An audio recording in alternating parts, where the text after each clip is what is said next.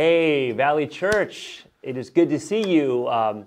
As you can see, I'm having a socially distanced jam session with my friend Daniel Kim, and I just got to tell you, Daniel hasn't made me any promises, but I'm just hoping that once we're able to regather again on our campus, that he's going to let me be on the worship team as one of the guitar players. And so, again, I'm just practicing really, really hard during this time. But Daniel, there was just one thing. It's just that, like, why is my guitar just like so quiet? I can really hear yours, but I'm just kind of having a hard time hearing mine. Yeah, no, it's a special guitar for you, and you're not quite ready for real strings yet. So it's good to start on this, and then we'll move you up to some rubber bands later. And then we'll actually, install some real strings down the road at some point. At some point, yeah. So you think it's best to practice without strings right now? Yeah. Okay. Yeah, Well, trust me. Yeah. If you say so, Daniel, I do. Because I want to be with you. Rocking for the Lord together. Okay. This is good. This is good. Okay, yeah. that sounds good. Right.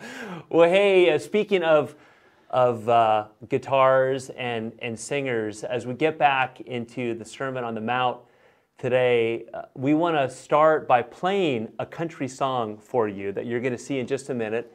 It's a song written and performed by a country music sensation named Kacey Musgraves. And some of you probably have never heard of Kacey, but she's 31 years old. She comes from Texas, and I like her music a lot because she doesn't just follow the stereotypical country pattern of trucks and dogs and beer, but really ponders life and really sings from the heart about her view of life.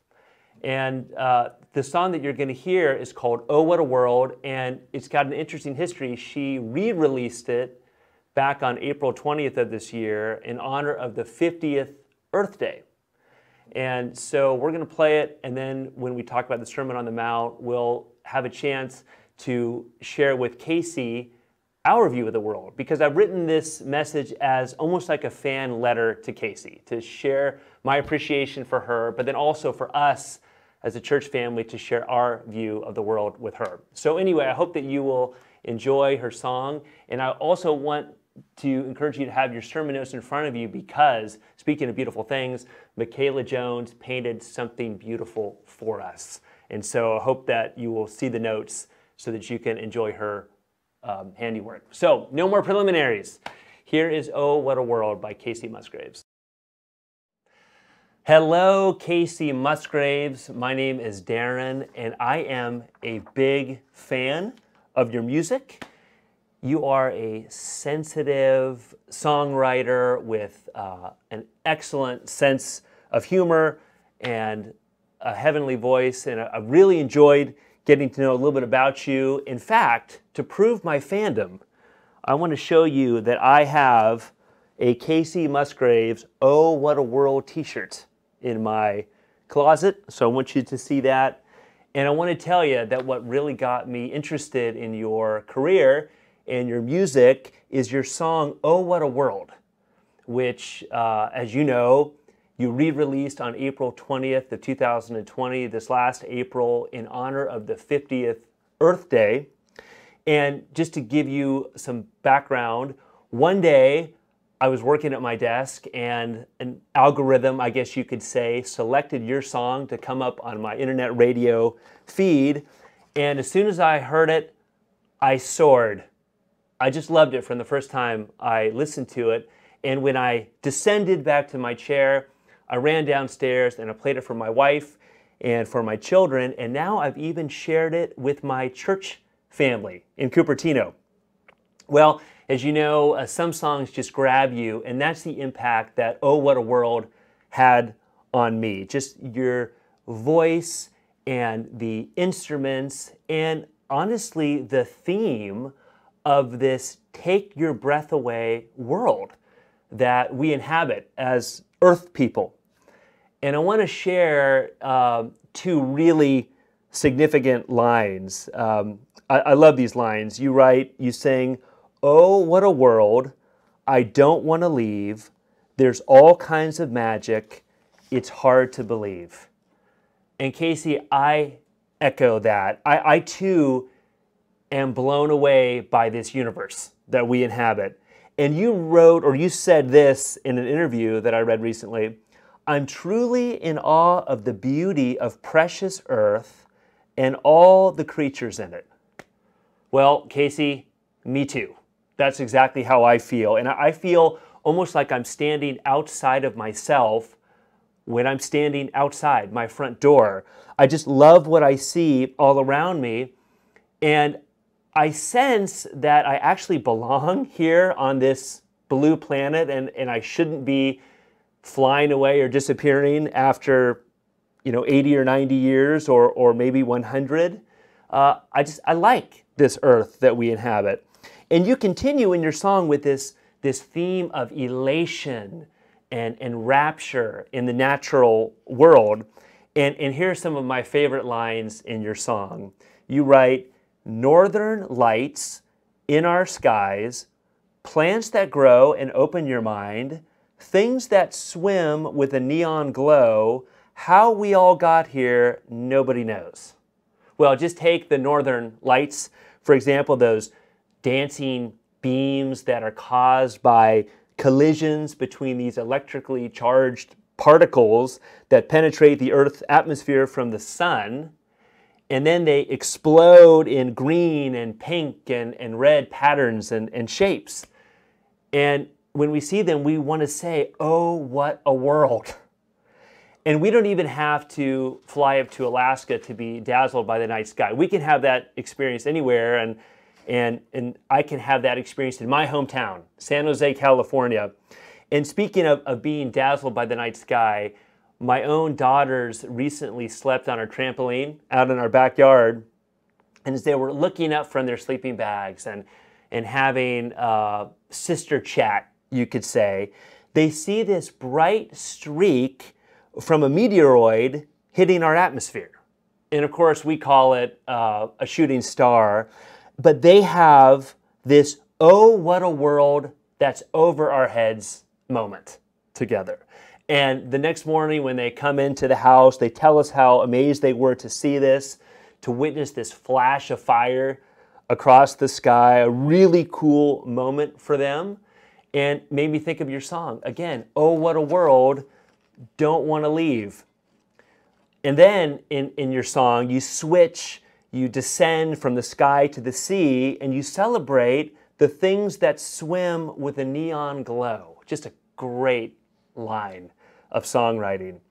And talking about marine life, Kacey, the next time you come to the Bay Area, maybe on a tour, you have to visit our own Academy of Sciences Steinhardt Aquarium in San Francisco in Golden Gate Park. And here's a picture from when we went there to celebrate my nephew's birthday. That's my twin brother, Dan, handing out the sandwiches. Well, anyway, not long ago, divers from the aquarium were exploring the waters off of some islands that were off the coast of Brazil. And lo and behold, they discover a new species of fish. The kind of fluorescent, bright, honestly, a water wonder, the kind that you sing about in Oh, What a World. And I've got a picture here for you. It's pink and it's yellow, and it lives down deep where there's very limited light. And these ecstatic divers named it Toisonoidis Aphrodite, after the Greek god of love and beauty. And here's a picture of Dr. Louise Roca, the aquarium's curator of fishes. And by the way, you have to admit that that's the world's coolest job. I mean, if you can write on LinkedIn that you are the curator of fishes for Steinhardt Aquarium, you, my friend, have arrived at the pinnacle of success. I mean, just imagine saying that at a neighborhood party. Hi, I'm Louise, and I'm the curator of fishes at Steinhardt Aquarium.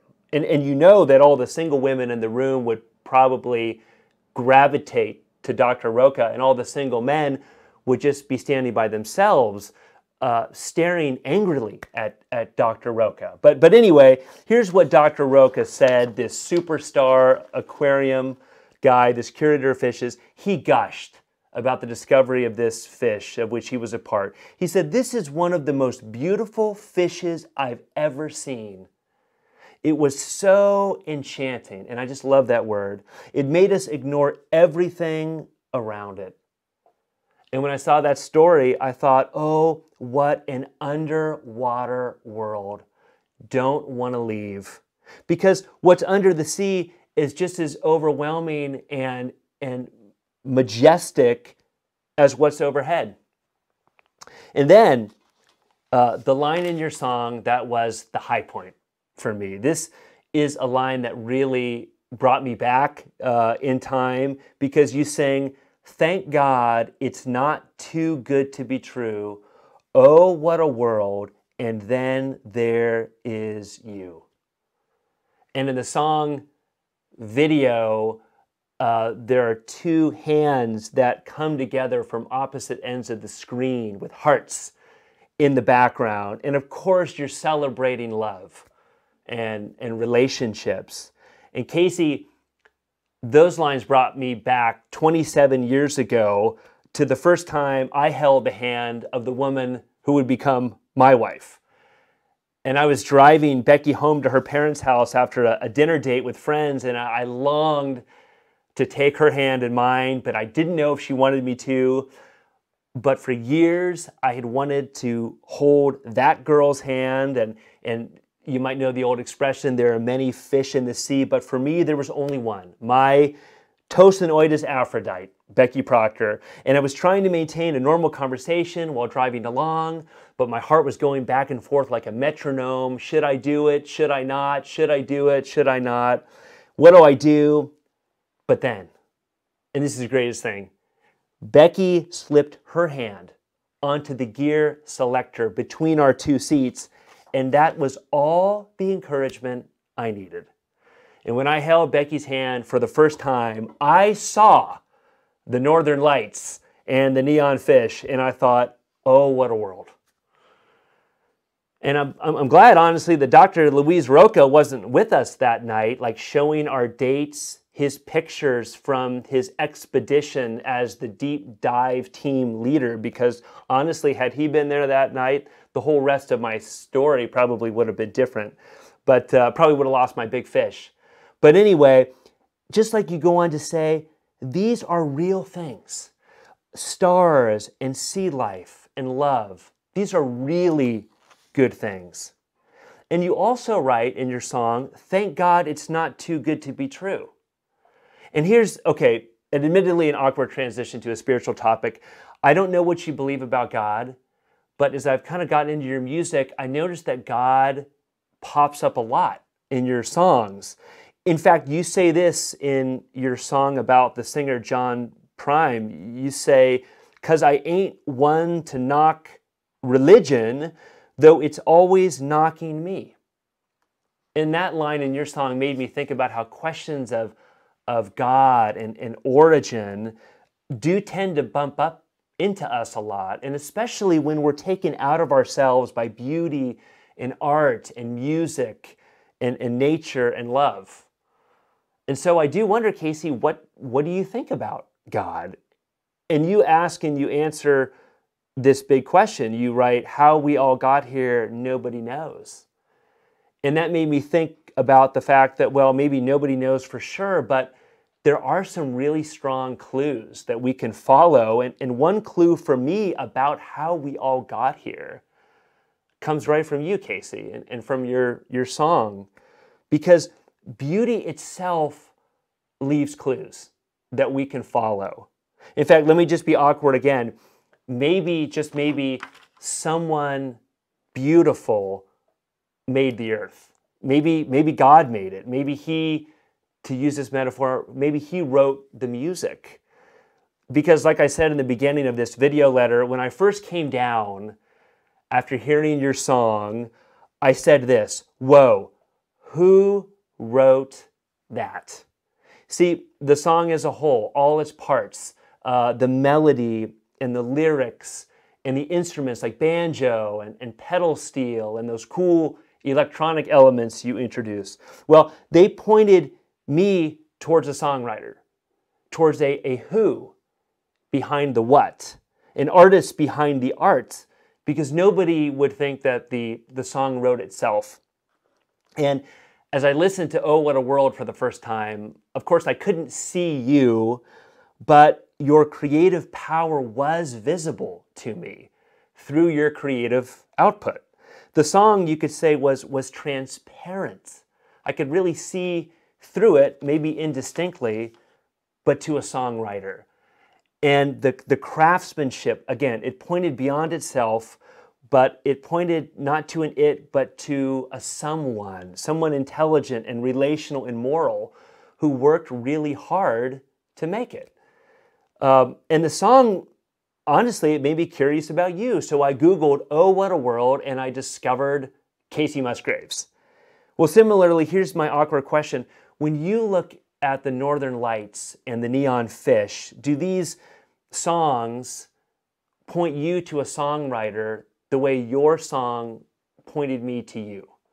Are the songs that we see and hear in the natural world, are they transparent for you the way your song was transparent for me? And do you perceive, maybe it's just shadowy, maybe it's just an outline, but do you perceive a songwriter? Because I think that if you take the song of creation as a whole, I mean, these giant stars and the smallest cells, and how they all fit together like a song, a carefully crafted song, it would seem that only a songwriter, that an artist of just great imagination and capacity could compose it, could arrange all the parts. It would have to be an almighty aesthetic genius who could do it. And that's why certain people, a lot of people that I hang out with, when they look at the world, when they hear the music of the world, they say, oh, what a world maker. And I wonder if that's ever been your experience. But let me just ask this too, and point out that in your music, you don't just observe beauty, but it's clear that there's another obvious characteristic of the world, and that's the world's brokenness. There's a lot of brokenness on display, and even worse, outright badness and evil, and it's abundant. And so the world is both beautiful and it's blighted at the same time. And you said exactly that in the same interview that I was referring to earlier. You said, we're all just trying to figure out how best to navigate through this crazy and sometimes mean world. And when Oh, What a World came out, it was in April, like I said, right as COVID-19 was starting to both ravage our planet and really fray everybody's nerves in a major way. And you said this, there's a lot to feel downhearted about this Earth Day. This is a global moment of acknowledgement and respect for the power of nature and for so many of us, extreme challenges and sadness. And Kacey, one reason I think that we're sad as we face this virus is honestly, it just makes us face head on our impermanence and our imperishability and our vulnerability in this breathtakingly beautiful world. We're just like that shooting star that my daughters saw that night. We're just here and then we're just gone in a flash. And I think that knowledge really brings anguish to our hearts, and it brings fear and it brings worry, even in moments of great joy. And I think it's so interesting, Kacey, that you make that same point in your amazing song, Happy and Sad, which I heard you sing on the Ellen show, where you describe how sorrow seeps into even our happiest moments. And here's what you wrote. I'm the kind of person who starts getting kind of nervous when I'm having the time of my life. Well, Kacey, so am I. I'm that kind of person too. Oh, what a world. Don't want to leave. And I don't want others to leave it either. I don't want my parents to leave. I don't want my family to leave it. I don't want my church family to leave it. I like earth and sky. I like the northern lights and the neon fish. I like living.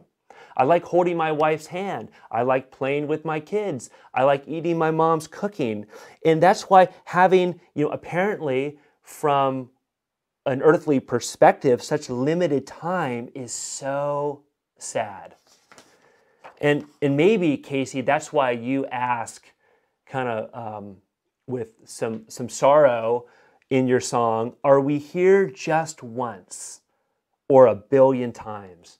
And of course, you're asking about life after death and about whether our existence can continue past the grave. And that's a really good question, because we enjoy the real good things of this world, the creation and even the cultural products like Kacey Musgraves' music, while being aware in the midst of our enjoyment of the world's brokenness. And honestly, Kacey, that's why I relate very deeply to Happy and Sad, your song, because that's my experience too. And if we're honest, I think we recognize that the world is broken and we're broken. And if we're 100% honest, we admit that we break each other a lot. And so if beauty makes us ask, who made it? Brokenness makes us ask, who messed it up? And here's some more awkwardness here, but the Bible says that there was a revolt. And I don't know, even referring to the Bible, if that has any sway for you, but the Bible has been around for a long time, and it's a good source of wisdom. But anyway, the Bible puts the blame on all of us for the brokenness. And it gives a reason. It's that we collectively blew off our Creator. It's for our own systemic rejection of God. And to use kind of a goofy analogy, it would be like one of your songs over which you have an absolute right as the creator of that music came to life and grew little hands and little feet and grew a mouth and then rejected you and just ran away or changed the lyrics or altered the melody. Well, that's what the Bible, if it has any credence for you, says that we did. It says that the songs shafted the songwriter. We don't want you. We owe you nothing. No love, no honor, no thanks. And what's more tragic is that this revolt distorted the songs themselves, darkening them, corrupting them, twisting them all into, well, a long line of sinners like me, as probably your friend and colleague in country music, Eric Church, put it, just really making us broken so that we just do the same things, breaking each other that our ancestors had done since the beginning of creation. And in your very clever song, Biscuits, which I love, you seem to wrestle with this universal, humanity-wide brokenness. And you sing, nobody's perfect, we've all lost and we've all lied, most of us have cheated and the rest of us have tried. Yeah, Kacey, we've all got this dirty laundry, and that's true for our whole human race. But here's the really cool thing. According to this ancient book, that's not the end of the story, but there's another track. There's another aspect, because the Bible says, and this is what brings my heart so much hope, that someone's bringing the beauty back. Someone actually came to fix the brokenness. And this is the biggest surprise and the greatest wonder of history, is that the songwriter became a song. The rejected, the insulted songwriter himself intervened. He became a song in the historical person of Jesus of Nazareth in the first century. The songwriter became human. And not to run people down and to get revenge, but as we see in the stories, the memoirs about Jesus, to win back the hearts of the songs. And that's why he came. That's the story of Jesus told by 4 witnesses. And it's the story of God's expression through Jesus of his own unbroken compassion for broken people. that Jesus came to unbreak us and even to re-beautify a broken creation.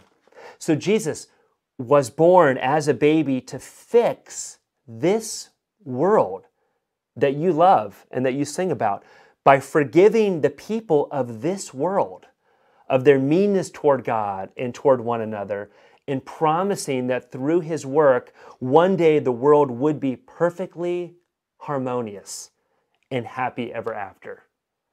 And that's the story of Jesus. And how did Jesus prove his songwriter identity? Well, the memoirs about him report how he healed bad diseases, and he restored badly mangled people, and he made personal friends with people whom others considered to be bad company, and he untied people who were gripped by bad powers and habits that they couldn't break. And he gave people food, and he made bad storms stop, and he didn't have to pray to God to do so. He just said the words like God would. And he walked on the surface of a stormy lake right over the heads of the Mediterranean neon fish that he created. And he gave paralyzed people their bodily movement back. And he raised the dead. And he made sad people happy. And he made hypocritical people mad. And he changed his form and he glowed neon white. And these weren't just like purposeless displays of kindness and compassion. They were proof of Jesus' own divine character and power.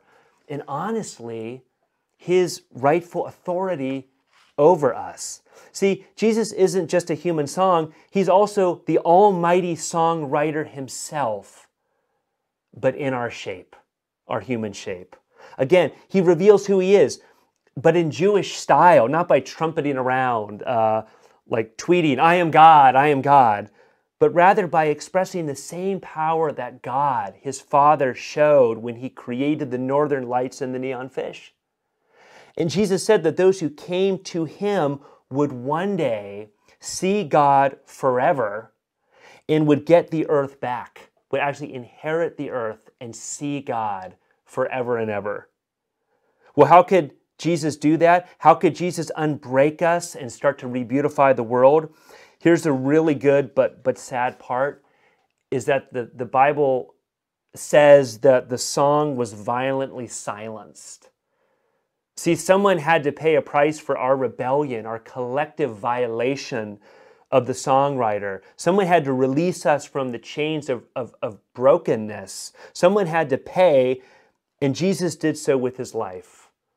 And he did so willingly. And he said repeatedly, that's what I've come to do. And he said most clearly, he said, I came to give my life as a ransom.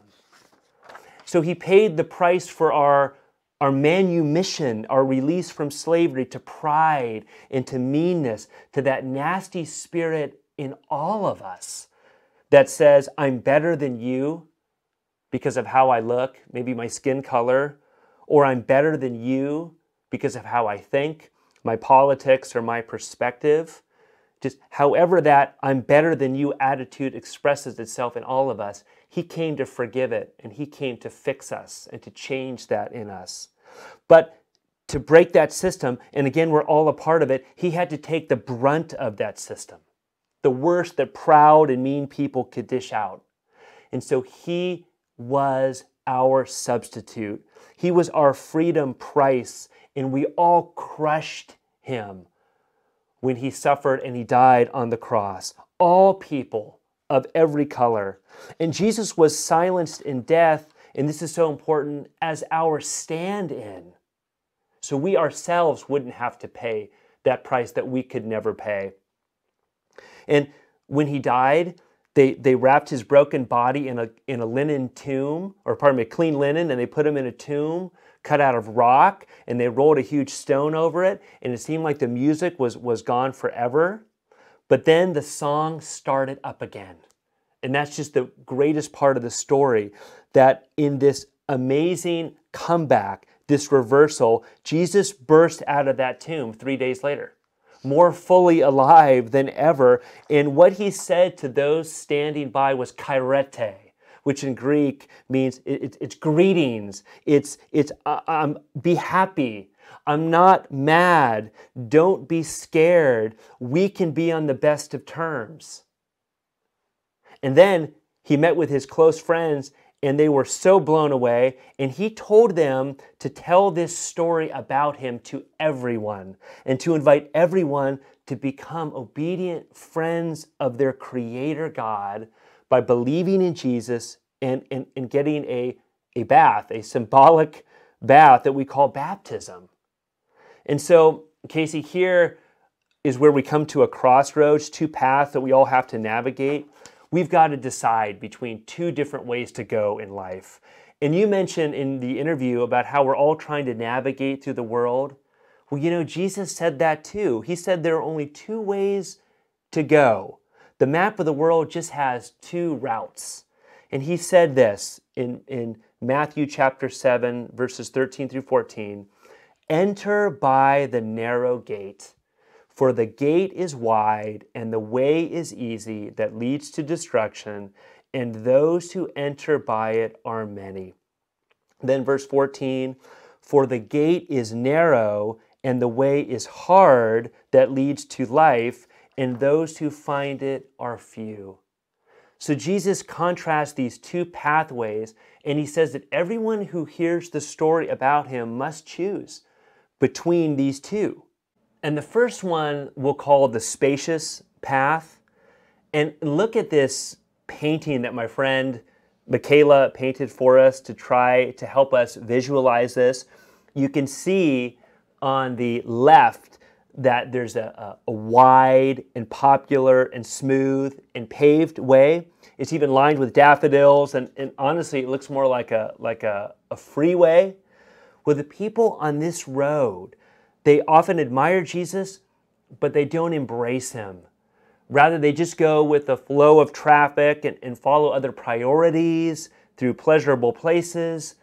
But eventually, they experience guilt and pain and disappointment and finally disintegration.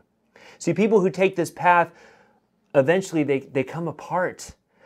And notice the darkness that's at the very end of that path. It's the final destination, and it's on the other side, the far side of the deceptive but sparkly path and shiny gate. There's just darkness at the end of that road that so many are rushing down. But the great news is that there's another path. There's a second path, and maybe we'll call it the squeezed path. And this path is on the right, and it's unpopular, and it's not particularly fashionable right now. But as you can see, it's uphill, and it's winding, but it's also exhilarating. It is a great path to tread, because the people who take it, they admit that Jesus is Lord. He is the songwriter who became a song, and they love him because he loved them and gave his life. And then they follow him through, yes, hard, but surprisingly happy places into that renewed and permanent world that Jesus is making. And yeah, it's difficult, but the people who follow that squeezed path have so much pleasure and satisfaction and peace and fulfillment all along the way. And at the end, through that shabby little gate, is life in all its fullness. And you can see that little luminous glow inside that shabby little gate, because life is what they get at the end. They will emerge into God's bright new world. They will literally see God and inherit and live upon his new earth forever and ever. Well, let me end this way. Kacey, why am I sharing this? It's honestly, it's because I really like you and your music, and like all Christians, we want you in God's new world, just writing music and singing and playing your guitar for God and savoring forever the renewed northern lights and the renewed neon fish. And that's why Christians talk this way, and they can't stay on their own side of the fence, so to speak, or they can't just stay in their own trailer. They just have to come out and share. And you write this in one of your songs, a song called Back on the Map, some really cool lines. You write, "Gotten too far off the map, not so sure I can get back." And Kacey, there is always a way back. And the way we do it is we just come to Jesus.